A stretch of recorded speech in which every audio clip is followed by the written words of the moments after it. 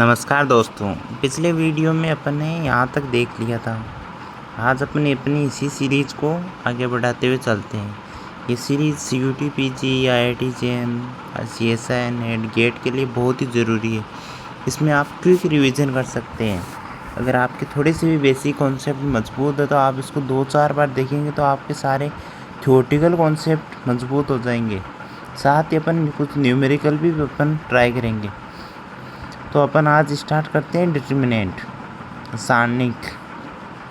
तो सारणिक को कैसे सॉल्व करते हैं वो तो आपको पता होगा। जैसे ये नॉर्मल है कि A1 B2 minus A2 B1। थोड़ा सा मैं यहाँ तेज चलने की कोशिश करूँगा क्योंकि अपने पास 30 पेजेस की PDF है जिसमें अपन सिर्फ 8 पे पहुँचे हैं। थोड़ा सा अपन तेज चलेंगे। ये जैसे ट्रिक है कि अपन एलिमेंट्स को अपन वापस यहाँ पर रख सकते हैं। जैसे 5 को यहाँ पर रख लिया, 6 को यहाँ पर, फिर इस प्रकार अपन ने इसको मल्टीप्लाई कर दिया, माइनस ये कर दिया। तो ये आप देख सकते हैं। इसको देखकर भी अपन आप समझ सकते हैं।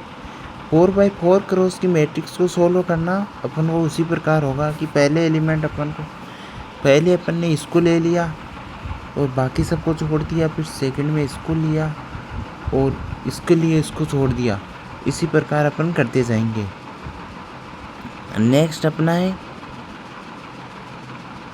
कुछ प्रॉपर्टीज़ की अगर किस डिटर्मिनेंट की 2 रोज और कॉलम को इंटरचेंज कर दे तो माइनस साइन बाहर आ जाता है। अगर 2 रोज या कॉलम कोई भी सेम है तो उसका डिटर्मिनेंट की वैल्यू 0 हो जाती है। अगर किसी स्केलर से मल्टीप्लाई किया गया है तो किसी एक रो में तो वो डिटर्मिनेंट की वैल्यू k से मल्टीप्लाई हो जाती है। अगर कोई डिटर्मिनेंट से कुछ एलिमेंट कॉमन लिया गया है सारे एलिमेंट से तो k की पावर n हो जाता है। मतलब n क्या है? ऑर्डर ऑफ डिटर्मिनेंट कि 2/2 की है या 3/3 की है। इसी प्रकार अपन डिटर्मिनेंट की वैल्यू फाइंड कर सकते हैं। ये दिया गया है, जैसे 2 को कॉमन ले लिया तो इसको सोल्व किया गया है। अगर डिटर्मिनेंट में 2 ऐसे प्लस के साथ में साइन दिए गए हैं, जैसे ये अपन को दिया गया है A+B C+D, तो इनको अपन ने अलग अलग करके ऐसे लिख सकते हैं। इससे डिटर्मिनेंट की वैल्यू पे कोई चेंज नहीं होता है। नेक्स्ट है अपना ये, जैसे R1 अगर कुछ ऑपरेशन लगाए तो भी डिटर्मिनेंट की वैल्यू में कुछ चेंजेस नहीं होता है। नेक्स्ट है अपना सिंगुलर मैट्रिक्स। अगर डिटर्मिनेंट की वैल्यू 0 है तो उसको बोलेंगे सिंगुलर मैट्रिक्स, अगर नॉन ज़ीरो है तो नॉन सिंगुलर मैट्रिक्स। ये कुछ है वैल्यू जैसे साइक्लिक ऑर्डर है तो इनको अपन डायरेक्ट याद रख सकते हैं। तो ये रहा जैसे A-B B-C। अगर ये आए तो अपन ये 3-4 रिजल्ट है, इनको आप डायरेक्ट याद भी रख सकते हैं। वैसे ज़्यादा यूज में नहीं आते पर भी अगर किस्मत साथ दे तो आ जाए एग्ज़ाम में डायरेक्ट भी पूछ सकते हैं। कहीं भी इंस्टीट्यूशन में यूज आ सकती है। अगला नोट, ये इम्पोर्टेंट नोट है, आप इसको हाईलाइट या मार्क भी कर लीजिए। Determinant of odd order skew symmetric matrix is 0। कि ऑड ऑर्डर की स्क्यू सिमेट्रिक मैट्रिक्स होगी उसकी डिटर्मिनेंट वैल्यू 0 होती है। A is skew symmetric matrix of odd order then A⁴2n is symmetric matrix, तो इसकी डिटर्मिनेंट वैल्यू 0 नहीं होगी। अगर A⁴2n-1 है तो ये स्क्यू सिमेट्रिक मैट्रिक्स होगी जिसकी वैल्यू 0 हो जाएगी। अब अगला है एडजॉइंट कैसे निकालते हैं। तो ये कम्पिटिटिव अप्रोच से करेंगे तो अपन इसमें ट्रिक देखेंगे। अगर 2/2 की है तो फर्स्ट एलिमेंट को और फोर्थ एलिमेंट को अपन ने इंटरचेंज कर दिया और बाकी दूसरों में माइनस का साइन अपन ने इम्प्लाई कर दिया। तो माइनस साइन लगा दिया और इनको इंटरचेंज कर दिया तो ये होगी 2x2 का एडजॉइंट। अगर 3x3 की है तो उसमें ट्रिक है कि सबसे पहले अपन को ये लेनी है, कौन से वाली टर्म लेनी है कि ये जो दी गई है उसको 3/3 की है तो इसको 4/4 की बना के यहाँ पर जो अपना एलिमेंट दिया गया है 0 मिड एंट्री होती है ना उसको लेना है। तो 1 को उठाया, 1 के बाद 4 लिखा, 4 के बाद 0 लिखा और वापस 1 लिख दिया, है ना। दूसरे में अपन ने 5 को उठाया, 5 लिखा, फिर 5 के नीचे वाला एलिमेंट, फिर ऊपर वाला एलिमेंट फिर वापस 5 लिख दिया। ऐसे 2 को लिया, फिर 3 को लिया, फिर 1 को लिया, फिर वापस 2 को ले लिया और फर्स्ट रो को वापस यहाँ पर लिख दिया। अब ये इस पूरी बना के इसकी 2/2 के फॉर्म में इसकी डिटर्मिनेंट वैल्यू फाइंड कर ली ऐसे। इसको मैंने यहाँ पर सॉल्व थोड़ा किया भी है तो आप देख सकते हैं। नेक्स्ट स्टेप ना, इससे इन्वर्स भी निकाल सकते हैं कि एडजॉइंट निकाल के इसके अगर डिटर्मिनेंट की वैल्यू नॉन जीरो है तो अपन उसका इन्वर्स फाइंड कर सकते हैं।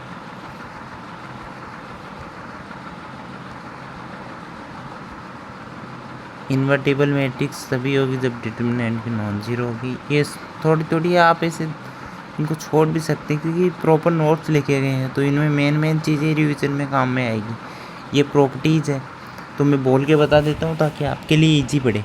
ए गुणा एडजॉइंट ए होती है तो उसकी डिटर्मिनेंट गुणा आइडेंटिटी मैट्रिक्स उसको लिख सकते हैं।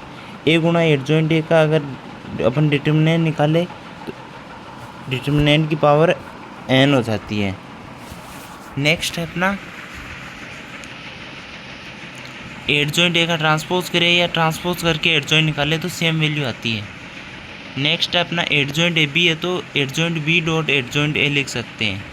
एडजॉइंट के है तो के को बाहर लिया तो के की पावर n कोष्टक n-1 होगी और एडजॉइंट ए आ गया। तो ये चीज़ें तो आपको याद ही करनी पड़ेगी। वैसे नीलपोटेंट मैट्रिक्स क्या होती है, अगर किसी भी मैट्रिक्स की पावर मतलब ए स्क्वायर ए क्यूब से निकाले तो अगर जीरो आ रही है और उससे पहले वाली अगर जीरो नहीं है तो उसको बोलेंगे नीलपोटेंट मैट्रिक्स। जैसे ए की पावर के जीरो आ रही है, ए जीरो नहीं है, ए स्क्वायर जीरो आ रहा है तो इसको बोल देंगे अपन नीलपोटेंट मैट्रिक्स। नेक्स्ट है अपना नल मैट्रिक्स। नल मैट्रिक्स को नीलपोटेंट मैट्रिक्स कहते हैं। The determinant of nilpotent matrix is zero. जब भी नीलपोटेंट मैट्रिक्स होगी तो उसका डिटर्मिनेंट हमेशा जीरो होगा। ब्लॉक मैट्रिक्स, अगर कोई भी मैट्रिक्स दी गई तो उसको अपन ने अलग अलग ब्लॉक में डिवाइड कर लिया तो उसको अपन बोल देंगे ब्लॉक मैट्रिक्स। इसको थोड़ा आगे डिटेल में भी पढ़ेंगे, जब अपन मेन कोर्स में पहुंचेंगे तो वहाँ पर अपन इन चीज़ों को डिटेल में देख लेंगे। अभी थोड़ा थोड़ा अपन बेसिक चल रहे हैं। तो जैसे ये मैट्रिक्स है तो मैं स्पीड में बता देता हूँ। ये मैट्रिक्स है तो इसको अपन ने अलग अलग 4 ब्लॉक में डिवाइड कर लिया और इसका अगर डिटर्मिनेंट निकालना है तो ये पी ओ क्यू है ना, इसका सिर्फ आ जाएगा। नेक्स्ट अपना ब्लॉक ट्राइंगल मैट्रिक्स। इसमें ट्राइंगल बनेगा, जो अपनी अपर ट्राइंगल बनी थी ना वैसी है। तो ए बी सी के फॉर्म में बन गई और ए सी आ गया अपना डिटर्मिनेंट। ऐसे ही लोअर ट्राइंगल बना सकते हैं। नेक्स्ट है अपनी कंपेनियन मैट्रिक्स। तो अभी मैं थोड़ा छोड़ देता हूँ क्योंकि ये आगे इससे काफ़ी डिटेल में आगे बढ़ा रखा है। परम्यूटेशन मैट्रिक्स में सिर्फ 0 और 1 एलिमेंट आते हैं। जो अपना परम्यूटेशन ग्रुप पढ़ते हैं ना वैसी परम्यूटेशन मैट्रिक्स होती है। नेक्स्ट अपना आइगन वैल्यू आइगन वेक्टर्स। ए माइनस लेमड़ा निकाले अपन इस प्रकार और जो इसकी करेक्टरिस्टिक इक्वेशन आए उसको सेटिस्फाई करें और इसको डायरेक्ट सॉल्व करना है। डिटर्मिनेंट ए माइनस लेमड़ा, इसके लिए 2/2 में lambda square minus transpose of A into lambda plus determinant of A, ये इसका फॉर्मूला है। थोड़ा हाईलाइट कर देता हूँ, इसको आप ध्यान दे लीजिए। नेक्स्ट है अपना 3x3 का कैसे निकाले। तो 3x3 का इस प्रकार निकलेगा कि lambda cube minus transpose of A into lambda square plus अपन को माइनस निकालने पड़ेंगे m11 m22 m33 into lambda minus ए। तो होपफुली आपको ये निकालने आते होंगे। नहीं निकालने आए तो आप यहाँ पर देख सकते हैं कि अपन ने 1 का निकाला तो इसको छोड़ दिया, इसका ये आ गया डिटर्मिनेंट तो -5। दूसरे के लिए अपन को इसका निकालना है, इसको छोड़ दिया 1 3 इनको सोल्व कर लिया तो -8 आ गया। इसी प्रकार अपन माइनस निकाल सकते हैं। डिटर्मिनेंट वगैरह आपको निकालना आता ही होगा। नेक्स्ट चलते हैं अपन कायली हैमिल्टन थ्योरम कि अपनी जो करेक्टरिस्टिक इक्वेशन आई वहाँ पर लेमड़ा की जगह ए पुट कर दिया। आइगन वैल्यूज़ वगैरह ये यहाँ पर निकाल सकते हैं ऐसे।